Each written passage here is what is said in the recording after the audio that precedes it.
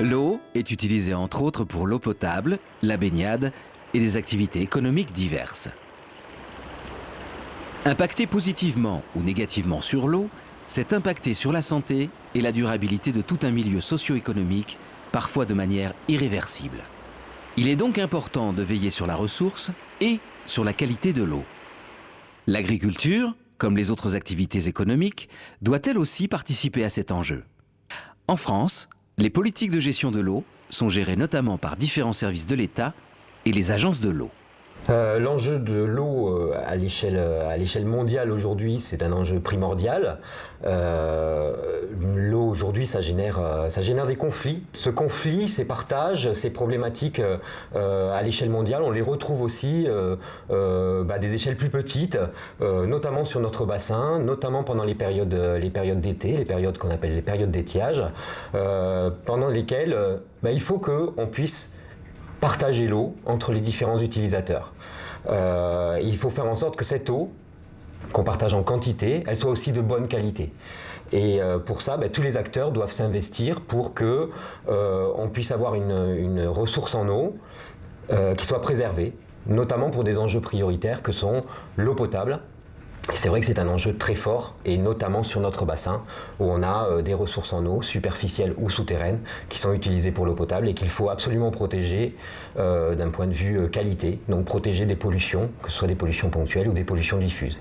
En France, 91% des points d'observation de l'eau de surface montrent une présence vraisemblable de pesticides, et 59% des points d'eau souterrains soulignent une probable pollution.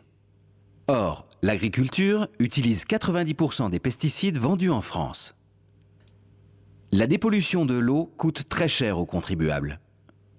Les surcoûts liés à la pollution des eaux brutes par les activités agricoles s'élèveraient à plus d'1,1 milliard €. 7 à 12% de ces pollutions sont répercutées sur les factures d'eau des ménages. Toutefois, les pollutions ne sont pas uniquement d'origine agricole. De plus en plus de collectivités expérimente par exemple le zéro pesticide pour gérer les voiries. L'activité agricole n'est pas une activité économique comme les autres, c'est-à-dire que c'est une activité qu'on ne pose pas au milieu de nulle part. L'agriculture occupe 70% de l'espace, c'est une donnée qu'on retrouve à peu près à toutes les échelles. Et quand on occupe 70% de l'espace, eh bien on doit intégrer notre environnement social, notre environnement économique et notre environnement écologique. Et la deuxième chose, c'est que quand on reçoit beaucoup d'argent public, on a des comptes à rendre à contribuables, aux citoyens, parce que quand on reçoit de l'argent public, il est né de quelque part et c'est les contribuables qui le permettent. Et moi, sur une structure qui perçoit 70 000 €, je considère avoir cette obligation morale. Lors d'un traitement, et selon les conditions météorologiques, 25 à 75% de la pulvérisation peut se retrouver dans l'atmosphère et dans l'eau, provoquant des pollutions diffuses. Là-dedans, l'agriculture est très fortement impliquée, sur le bon état, mais surtout, on va dire, sur la qualité des eaux potables, des eaux brutes utilisées pour l'eau potable. Et là, l'avenir pour nous, c'est effectivement de faire en sorte que les ressources en eau potable soient préservées des pollutions diffuses. Selon un rapport d'expertise de l'INSERM sur pesticides et santé de juin 2013, il semble exister une association positive entre exposition professionnelle à des pesticides et certaines pathologies chez l'adulte, la maladie de Parkinson, le cancer de la prostate et certains cancers hématopoïétiques, lymphomes. Quand on traite une vigne et qu'elle est de toute manière traitée à base de systémique, de synthèse, quand les feuilles tombent, on peut imaginer que de toute façon, l'intégralité des produits de traitement se retrouve ou bien dans l'atmosphère, ou bien à travers la décomposition des feuilles dans le sol. Tout ce pesticide, la grande majorité aujourd'hui sont systémiques ou pénétrants. Ça veut dire qu'ils restent durablement ou bien dans la sève ou bien dans les feuilles et dans les raisins. Et par conséquent, s'ils sont dans la sève, ils se retrouveront dans le raisin, c'est naturel. Si c'est des pénétrants, ils iront sur les peaux des raisins, ils viendront se fixer. Et on en retrouvera forcément dans les cuves directement. Donc dans tous les cas, on va toujours retrouver ces produits, on va les consommer ou bien par les voies respiratoires, ou bien le buvant tôt ou tard. On sait bien que le folped, donc un des produits utilisés en viticulture, et uniquement en viticulture, on le retrouve jusque sur la Tour Eiffel. Ça veut dire qu'on contamine plus ou moins toute l'atmosphère petit à petit. Du coup, l'agence essaye de développer à l'échelle de chacun des captages, notamment les plus prioritaires, ceux qui ont été identifiés par le Grenelle de l'environnement comme les plus prioritaires, essaie de développer des plans d'action dans lesquels on fait en sorte que les modèles de l'agriculture la plus économe en intrants soient appliqués. Et c'est bien sûr là-dedans qu'en priorité, on souhaite que l'agriculture biologique se développe. Peut-on produire en respectant la ressource et la qualité de l'eau? Par définition, le cahier des charges de l'agriculture biologique interdit les produits chimiques de synthèse, comme les pesticides et l'azote chimique. L'agriculture biologique repose sur un ensemble de pratiques agronomiques et sur une approche globale des systèmes de production. Ces techniques garantissent la durabilité économique des fermes, tout en respectant l'environnement en général et l'eau en particulier. Aujourd'hui, l'agriculture bio en France représente plus d'1 million d'hectares convertis, soit plus de 4% de la surface agricole utile. Et l'objectif est bien de doubler ce chiffre dans les 5 prochaines années et d'atteindre 8% de la surface. En nombre d'exploitations, ça concerne 25 000 exploitations agricoles aujourd'hui converties à l'agriculture biologique, dont 2300 en Aquitaine, ce qui nous place au 5e rang des régions de France. Les techniques alternatives qui permettent de gérer la ressource et la qualité de l'eau sont la rotation des cultures, pour éviter l'installation des maladies et parasites. Le choix d'espèces et de variétés adaptées aux conditions de sol et de climat. L'entretien mécanique des cultures, pour gérer l'enherbement sans herbicides. Le travail du sol adapté, préservant la structure du sol sur le long terme. Les couverts et autres engrais verts pour éviter l'érosion. Le maintien des haies et bandes enherbées pour maintenir la biodiversité, etc. La particularité de mes productions, c'est qu'effectivement, elles s'appuient sur de l'équipement agricole bien précis, c'est-à-dire que j'ai un semoir de précision, donc un semoir monograine à écartement de 38 cm, qui fait que toutes les espèces passent par ce semoir de précision, que ce soit les céréales, les pois, les tournesols, les maïs, toutes les espèces passent par ce semoir de précision, et l'utilisation de ce semoir de précision me permet de biner toutes les productions, y compris des céréales à paille, ce qui peut surprendre, mais après c'est la réponse pour obtenir aussi des cultures qui restent propres, mais aussi dynamiser la vie du sol, c'est-à-dire qu'à chaque fois que je fais un binage, je réactive la capacité de mon sol à minéraliser la matière organique et donc à me produire de l'azote, et les vieux disaient, et les anciens pour faire le lien toujours avec l'eau, qu'un binage c'était 2 irrigations. Alors c'est pas tout à fait ça la réponse, mais en effaçant la capillarité du sol, on efface le risque d'évaporation directe, et donc effectivement on intervient aussi sur la faculté de la culture à pouvoir trouver de la ressource hydrique sans trop de difficultés. Alors l'arboriculture, ça peut être très consommateur d'eau, mais chez moi l'originalité c'est que justement on a une consommation d'eau très faible. Enfin, vous pourrez regarder le lac, puisqu'on est en fin de saison d'irrigation, et le lac, il est plein au 4/5e. Mais bon, pourquoi est-ce qu'on a des faibles consommations d'eau? Sol profond, bon taux de matière organique, et favoriser la mise en place d'un enracinement puissant.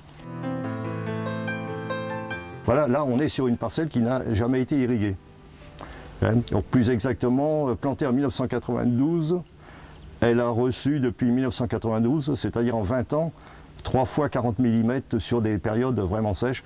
Et cette année, on pensait qu'on serait obligé de le faire, et les pluies de juillet ont suffi. Et on arrive à la récolte avec du rendement, avec du calibre. En plus de ces techniques agronomiques, l'introduction de l'agroforesterie permet d'optimiser davantage l'eau du sol. J'utilise plus du tout d'eau d'irrigation. En revanche, j'ai mis en place des stratégies alternatives à l'utilisation de l'eau qui s'appellent par exemple l'agroforesterie, avec la présence des arbres. Je permets une circulation de l'eau verticale le long du système racinaire des arbres.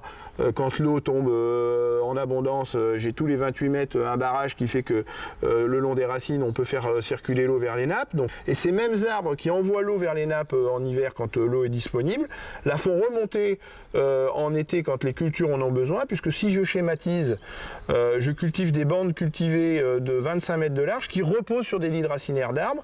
Et ce système racinaire d'arbres qui ramène beaucoup de matière organique, parce que le système racinaire se régénère très vite et donc enrichit mon sol en matière organique, et qui dit matière organique dit restauration de la réserve utile du sol. Mais ce système racinaire surtout joue véritablement le rôle de pompe à eau et remonte l'eau à la surface pour à proposer de la ressource hydrique à mes cultures en place. Avoir de l'eau disponible au moment adéquat pour les cultures passe donc en priorité par le maintien d'une bonne structure du sol sur le long terme. Donc le but, c'est restructurer le sol, favoriser au maximum l'infiltration des eaux de pluie pendant tout l'hiver. Et comme on va épandre des composts, c'est aussi permettre un meilleur mélange du compost dans le sol et favoriser toute l'activité microbienne. Donc que le sol est travaillé un rang sur deux et on alterne d'une année sur l'autre. Il faut bien se dire que quand on tasse un sol, on le rend imperméable. Et il est évident que dans les luttes chimiques, c'est la course à la puissance, aussi bien en vigne qu'en céréales. On voit des tracteurs qui ne passent plus sur les routes maintenant. C'est la course à la puissance, donc la course au poids. Mais la course au poids, ça veut dire aussi la course au tassement du sol. Et cette course-là, elle implique que l'eau de pluie a beaucoup de mal à s'infiltrer. Et donc, on renvoie une part grandissante de l'eau de pluie directement vers la mer. J'écarte, regardez la structure de sol. Structure grumeleuse, de la matière organique. Et puis maintenant, vous allez voir, là j'ai 2 litres d'eau. Je vais verser et vous allez voir comment ça s'infiltre.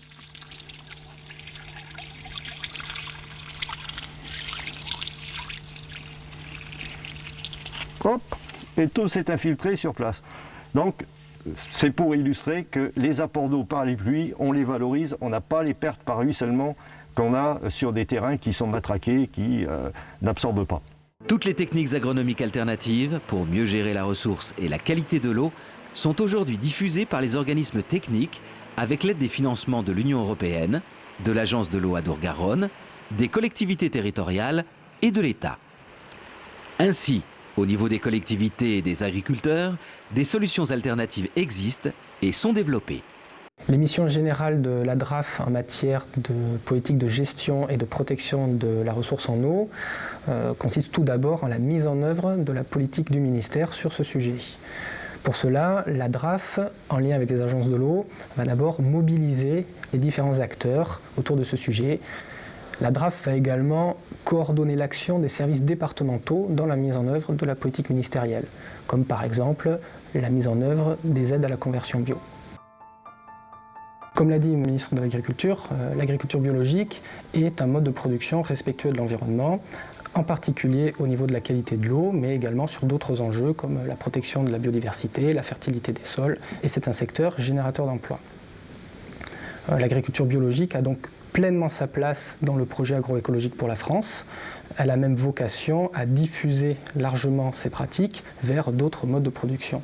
L'agence agit sur des zones à enjeu et apporte ses financements pour que les acteurs locaux décident eux-mêmes des plans d'action qu'il faut pour atteindre la récupération de la qualité de l'eau d'un captage, par exemple, d'eau potable, et puis pour du coup définir eux-mêmes, entre eux, les actions à mettre en œuvre, des mesures agro-environnementales, des investissements, de l'animation, du conseil, et pour tout ça, l'agence, derrière, amène des financements assez forts. Comment développer l'agriculture bio en France ? Eh bien, nous avons un panel d'outils. Nous avons tout d'abord des outils incitatifs, en particulier les aides de la politique agricole commune pour la conversion à l'agriculture biologique ou le soutien à l'agriculture biologique.